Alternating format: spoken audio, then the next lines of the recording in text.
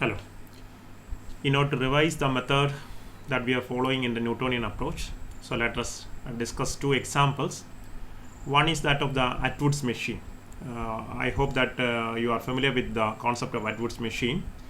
This is one of the standard problems used to just master the techniques of Newtonian method. Atwood's machine basically represents a a pulley which is hung freely from some ceiling, some rigid support, and there are two connected masses, two connected blocks or masses, which passes over the pulley, connected by an inextensible string. So basically, it's a pulley mass system, a simple standard pulley mass system. So let me take the masses to be m1 and m2. So let me say that this is mass m1. And let me name this is mass m2, right? So let us say take the case where m1 is greater than m2. So let me assume that m1 is greater than m2, okay?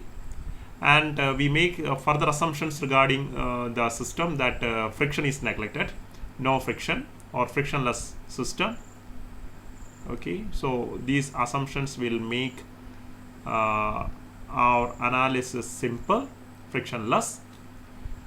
Now we can see that if m1 is greater than m2 and the friction can be neglected, then certainly if you leave the system, then m1 will be moving down and m2 will be moving up, right? The system will move under the effect of gravity. So I can say that the m1 is moving down, so because m1 is having more mass, so I can see m1 will move down. So I'm just showing the arrow. This is the motion of m1, and m2 is supposed to move up, right? So it will be having a vertical upward motion, right? What about the rate of change of the motion? Certainly, you know, since they are connected bodies and two are connected by inextensible string, the body will be having same acceleration, magnitude. Okay, magnitude of the acceleration will be the same. Of course, the direction will be different. For example, so you may say that m1 is moving down with an acceleration a, right? Whereas m2 will be moving up with the same magnitude of acceleration a, right? So I can say a is a common acceleration shared by m1 and m2, right? And our aim is to calculate what will be the acceleration of m1 and m2. So that is our basic interest, so that you will be able to make a prediction regarding what will be the position of m1 after a particular interval of time, say t. So you know, if it is uniformly accelerating, you will be able to make predictions regarding what will be the final position or final velocity. Everything can be predicted, right? Means we are going to depend upon the Newton's equation of motion. Okay, so basically I have discussed in the first two lectures that in every problems of mechanics, our aim is to make some predictions regarding what will be the future position, future velocity, or what is the future trajectory of systems of our interest. Okay, for that only we are doing all these things, right? Yeah. So now the basic technique of solving this problem, usually you know that what we have to do, we have to draw the so-called free body diagrams, right? You have practiced drawing free body diagrams maybe in your lower classes, but let me just show that. Okay, let me see. So the basic approach or the basic technique, okay, that we are following, so is drawing free body diagrams. Free body diagrams. This is just a revision of the Newtonian method. Free body diagrams. It will be handy for you even in your current study. Free body diagrams, right? So what we are doing in a free body diagram, we will separate out the various masses in the system and we'll represent them by point masses. So which are the two masses in our system? m1 and m2 are the masses, and we neglect what you call the pulley here completely. We neglect the mass of the pulley. Okay, we neglect the friction. Those are some idealizations that we do to simplify our discussion. So first one, what you have to do is that you have to isolate the bodies. Free body, because we isolate. So in the free body technique, we will isolate the body These are the steps. Isolate the body. Body means the masses. Okay, right? Then what we have to do? We have to identify the forces. Identify the forces acting on the system or on the body. See, that is something very important, you know. Okay, Newtonian approach depends on the resultant forces acting on the body. It's not by the body. Okay, on the body, because the forces acting on the body is responsible for the acceleration of the body. That is the Newtonian method. And third one is quite simple. Okay, you identify the forces on the body, and thereafter you find what? Resultant force on the body. Resultant force. Once you are able to identify the forces acting on the body, you will be able to find out resultant force F acting on the body. And what's the last step? Of course, use, okay, or solve for the acceleration. Use F equal to ma, right? Use F equal to ma and solve for the acceleration. So this is what we call as the free body diagram approach of the Newtonian way of solving problems, right? Now let us try to break our problem like this. See, I will do it there itself because you are already familiar with the technique. So what I'm doing is, so let me show like which are the masses m1 and m2. So if I'm drawing the forces on m1, so let me write here for m1. Of course, you can do this one in very few minutes, okay, but I'm doing it systematically because once you are familiar with the technique, it's quite easy. You can just increase your speed. Okay, you master technique first. You already know it. Maybe you know it. So for m1, m1, just let me represent the mass m1 by a point. I'm writing here, this is m1. This is the free body diagram technique. Now, what we do here, we will represent the forces acting on m1. Is not identify the forces on the body. That is the next question. So, what are the forces acting on the body? Let me do it here. I can do it on the diagram itself, but I'm just doing it separately also. So, m1, you know, it's freely hanging in gravity. So, of course, there will be a force of gravity. So let me represent that. Let this be a straight line vector. Okay. So this is the weight of the body acting vertically downward. How much is that? m1 into g, the acceleration due to gravity at the place. That we acting vertically downward. What other force is acting on m1? We neglect the friction. Okay. So but you know, since they are connected by strings are actually just producing force, what is known as a contact force, what is known as the tension, you know. So let me say that let T be the tension, T be the uniform tension in the string, and I imagine or suppose that the tension is remaining uniform in the string. Okay, that is yet another assumption. See, so let me say that T be the tension in the string, and the direction of tension on the body. See that this is something important on the body. The direction of tension on the body will be away from the body. That is always what you have to remember. A tension through the string will be acting always away from the body in question. Okay. The reason is that a tension cannot pull. Sorry, a tension cannot push. See, this is yet another a concept that you have to keep whenever you are doing problems involving strings and tension. See, tension always pulls, okay, or it cannot push. Always remember, tension always pulls the body. So just remember this idea. Okay, see, conceptually also you can understand. Okay, have you ever seen some object being pushed by connecting by a string? Of course, with a rod you can push an object, but by just using a string or a rope you cannot push. You can only pull, right? Okay, objects can be pulled by using a rope or a string. You cannot push because when you try to push it's not rigid, it will get slacked. Okay, it will be getting slacked. You won't be able to push any object. So basically, remember, tension, the direction of tension in any string will be away from the body in question. That is a single idea that you have to keep in mind. So that is a knot for you, right?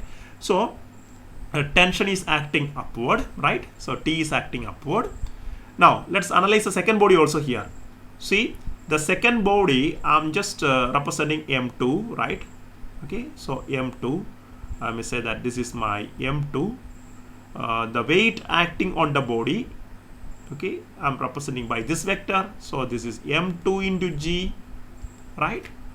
And what about the other force acting on M2? Certainly, surely there will be a tension, because it is also connected by the same string, right? So the magnitude of the tension will remain the same. That is another thing. The magnitude of the tension will remain the same, but the direction, I told you, the direction of the tension on the string is given by, on the body is given by a pulling direction. So what will be the direction of tension on M2? That also will be what? Just away from the body. So this is the direction of tension. Here also is the direction of tension, but the magnitude is what the same, right? So T. So I hope that you have noted, I have taken care of two things in my diagram. One thing is that I'm trying to follow the assumption that I have made. What assumption I have made? M1 is greater than M2. So weight of M1 should be greater than weight of M2. And the vector I am drawing here, in the vectorial notation, the length of the vector represents the magnitude of the vector, right? So you can see that since M1 is greater than M2, the weight of M1 represented by the vector here. This is a vector which represents the weight. Weight is the force. Okay. It has got this much length, and comparatively I have drawn a shorter vector M2G. Okay, the reason is that M2G is less than M1G. So that is one thing that is very, very important whenever you are drawing vector diagrams. Be careful about the length of vectors that you are drawing. Even if you don't scale it, let there be some considerable or notable difference between the length of the vectors that is involved. Okay. And didn't you note that, since I told you that the tension is uniform, tension has got the same magnitude on M1 and M2, I have taken care to draw the tension of same magnitude here, right? Okay, that is one thing that you have to take care. But still there will be problems because we are not scaling it when you draw the next thing. So actually I should have drawn, let me do some more justice to the vectorial diagrams. So I'm just making this one still shorter.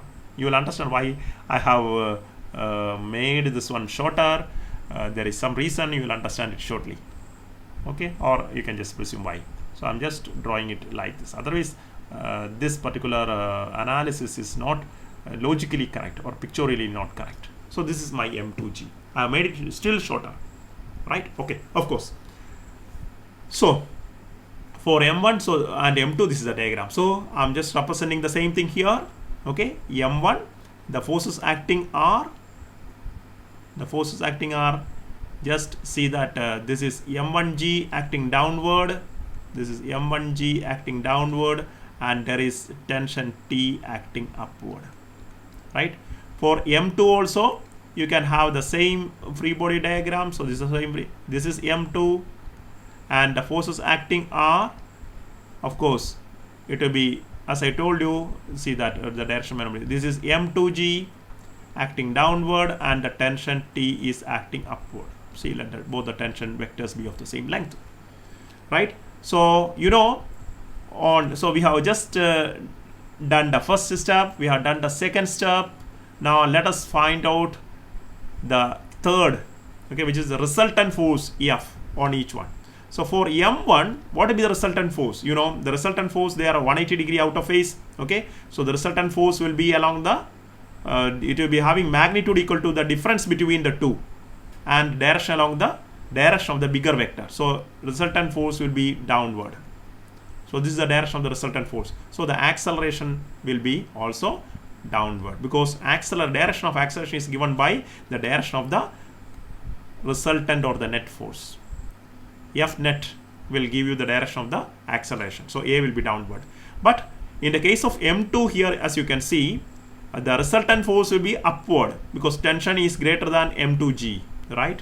And now you can understand that I have made see m2 vector, m2g vector shorter because it should be lesser than the tension, because I have drawn tension on both the things. That is why I made it a little lesser of magnitude. So m2, so this also will be accelerating with the same magnitude but in the upward direction, because the resultant force on m2 is what? Upward. Okay, so this is what you're going to do. So this is what is known as the technique of free body diagrams, and this is a very standardized technique in Newtonian mechanics. So let me write down the equation of motion. Write down the Newtonian equations of motion for both m1 and m2. Okay, so what is the basic equation of motion? The basic equation of motion is, Newtonian equation of motion means second law, that's all, F equal to ma. Okay, since I have already analyzed the vectorial nature of the forces involved, I can write a scalar equation. I'm going to write a scalar equation. Okay, so what is the scalar equation I'm going to write? I'm going to write F net equal to ma. This is what we are going to use. F net equal to ma. This is the Newtonian equation of motion, right? So for m1, what will be the fate of this equation? F net. What is F net? F net means bigger minus smaller. What is bigger? So it is m1g downward, right, minus the smaller one is what? T. m1g minus t. That is a net force on m1. Okay, that is equal to mass into acceleration. Which mass? Mass of m1 into acceleration of m1, which is same a, right? So this is the first equation, or this is the equation of motion for m1. Similarly, you can write for m2. For m2, you can write the equation of motion. For m2, what will be the equation of motion? Same Newton's equation, right? So what will be the equation of motion for m2? Be careful, you look at this particular free body diagram, or you look at this particular thing. That's enough. You need not draw a separate free body diagram. You can make all the labeling on the same given diagram. Okay, but this is the technique. So for m2, what is the equation of motion? F net. What is F net? You know, net force on m2 is upward. That is why it is accelerating upward. That's the only reason. Okay, so tension is greater than the weight. So I will write net force will be tension T minus m2g. T minus m2g. T minus m2g will be equal to the mass into acceleration. Which mass? The mass of m2 into the acceleration is a itself. So this is the reason why we call this one as free body technique, because when you analyze the motion of m1, you are not at all considering the motion of m2, which is, even though it is connected.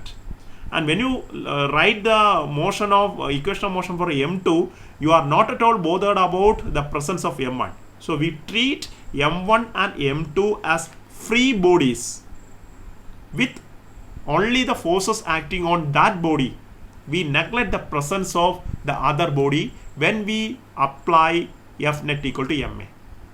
And that is a that is a method that we have to follow in the free body diagrams. Whichever problem you do, you can always do this one. Okay, this is the same technique that you'll be doing. Maybe you will have to further analyze if there are various other forces. You will have to find out the resultant force by some method, right? So we got the two equations of motion. Of course, your aim, as we have seen, is to find out the common acceleration a. So what is a? That was our basic question. Find out the common acceleration.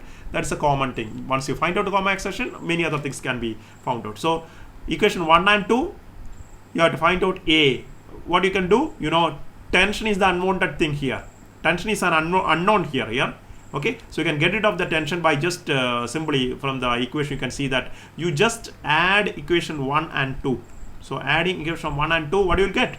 You will get see, t and t will be getting cancelled, minus t and plus 2 will be getting cancelled. So you will get what you're getting? Yeah, m1g minus m2g. So I can write m1 minus m2 into g. That is on the LHS. And on the right side, what you get? You will get see, m1 plus m2 into a. m1 plus m2 into a. Is that not what you're getting? Yeah. So therefore, you need to get what is acceleration. Therefore, acceleration is equal to, what is that? m1 minus m2 upon m1 plus m2, and this is an equation I think you have done in your lower classes. I think in +1 class you would have done the same thing. I'm just repeating it for reminding you the technique, and of course it will be always beneficial once you learn the same topic after some time. So this gives you the acceleration that we need, m1 minus m2 by m1 plus m2 into g. Or you can always remember that difference between the masses by sum of the masses into g. That is yet another way of remembering the equation. Difference between the masses by sum of the mass into g will give you the acceleration in the Atwood's machine problem. Fine. And you can always check the logical correctness of the results. Okay. So let me check the logical correctness. What is the method to check the logical correctness of a problem or a result? Just give some simple cases. Give some specimen cases. So what is the special case? The special case here will be what happens if m1 equal to m2, means both the masses are identical. So when m1 equal to m2, you can see that the numerator becomes equal to 0, or a equal to 0 when m1 equal to m2. You know, a equal to 0, the reason is that because the system will be in statistical equilibrium. It will be in a state of equilibrium because both the masses are balanced, right? So as long as there is no any disturbance, the acceleration equal to 0. Remember? And one word of caution: what we mean by acceleration equal to 0 for the system?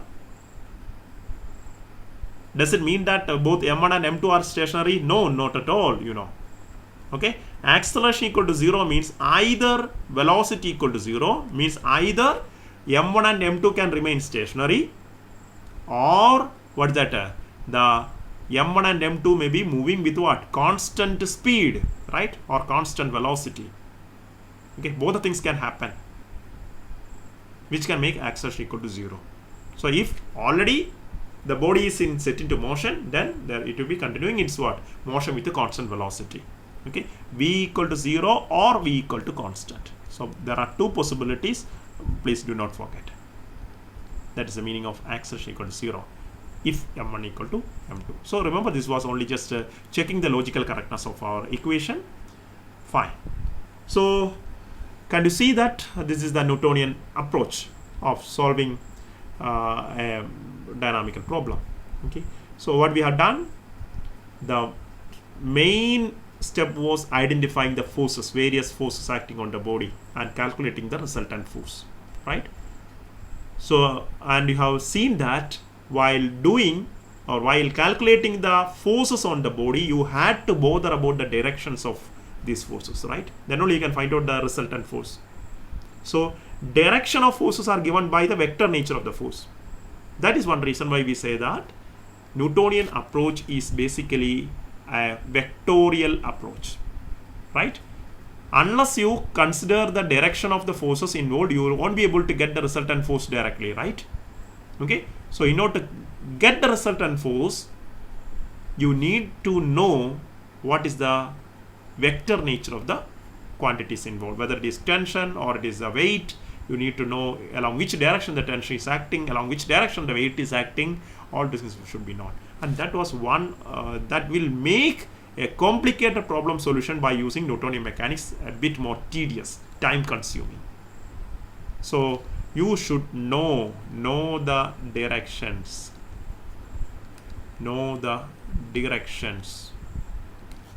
of forces involved. That is okay, an inevitable step of Newtonian approach, right? Now you can take forward this discussion to calculate, if interested, you may calculate the tension in the string also. So you can use the same equation 1 and 2 to find out the tension. Okay, see, by just maybe you can divide one equation by the other equation, so that you will get rid of this g and all. Okay, sorry, yeah, you will be getting rid of this a, is not common acceleration a can be avoided by dividing either equation 1 by 2 or 2 by 1, and you will be able to get the tension also. I just leave it as a task for you. So you'll see that the tension in the string can be obtained as 2m1 m2 divided by m1 plus m2 twice the product of the masses by sum of the masses into g. That is the standard equation for the tension in the string. See that you try out this one. Okay, leave it as a task for you. Right. So tension. Okay. Now finding the tension is relevant in some problems, but in some problems it may not be relevant. Okay. Why we should be bothered about finding the tension? Because the tension, you know, as you can see that every system will have maximum tension that can be tolerated.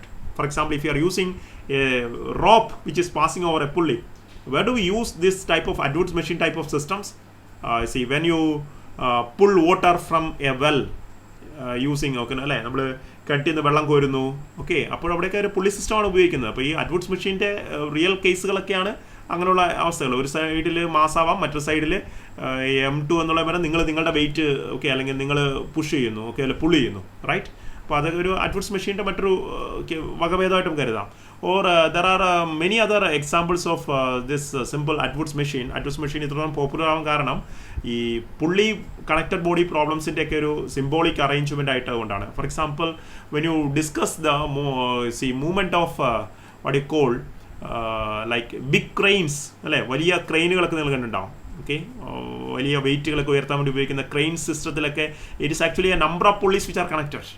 Okay, when you go to seaports where containers are loaded onto the ship, you will see that it is using a large number of pulley systems and connected ropes, sturdy ropes, okay, which is used to lift the containers from the port and load it onto the ship.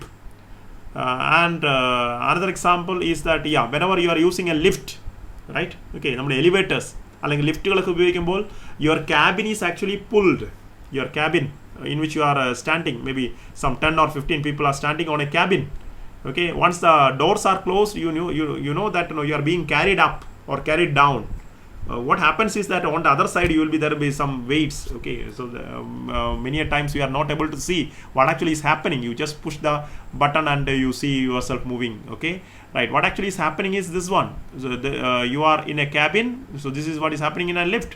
You are the person in a lift, right? So this lift will be actually connected upon by steel or very tight ropes which passes over pulleys, okay, and there will be weights on the other side. There will be slotted weights, like you are doing slotted weight experiment, there will be weights on the other side. So these weights will be moving down and this thing will be moving up, and it's controlled by, of course, machines. Of course by generator it is controlled, but there is, of course, the weight moving, one moving up and other moving down, so there are connected body problems. Okay, so you can calculate the tension. If the tension is more than that can be tolerated by a particular string, then of course the system will be just getting broken down. That is one reason why you can see that on every lift it will be written maximum capacity, some 15% or something like that. Okay, it's written there so that it will not get damaged or broken down. So that is an example of a Newtonian approach which is vectorial in nature. So I hope that we can do one more problem of this kind to master the technique of free body diagrams. I will just do it in another video. Okay, thank you.